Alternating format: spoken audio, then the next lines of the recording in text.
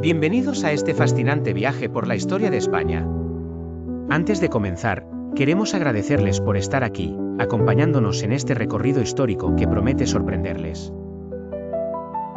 Hoy vamos a explorar el final del reinado de Alfonso XIII y el nacimiento de la Segunda República Española.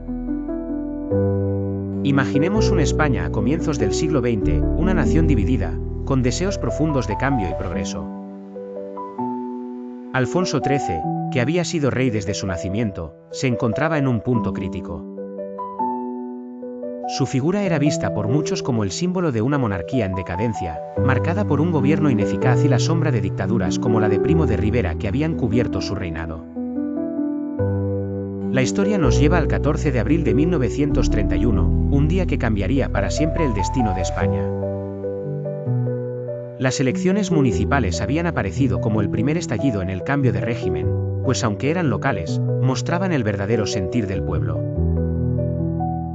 La victoria republicana se convirtió en una declaración firme, el preludio de lo que estaba por venir, el fin de la monarquía.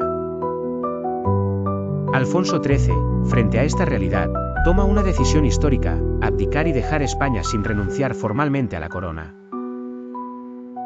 Es curioso pensar que este acto de retirada, en su esencia silencioso, es el último acto de un rey que había vivido entre el lujo y la política, que en su juventud había sido un jinete osado y en su madurez un político cuidadoso.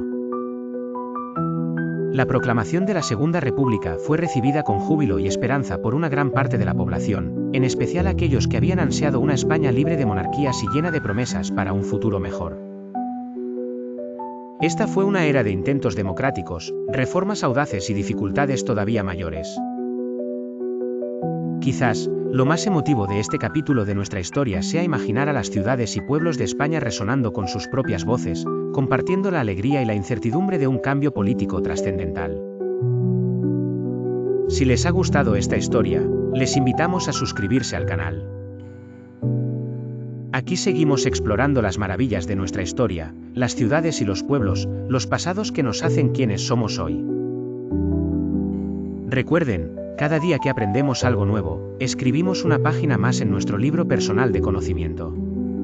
Hasta la próxima, apasionados de la historia.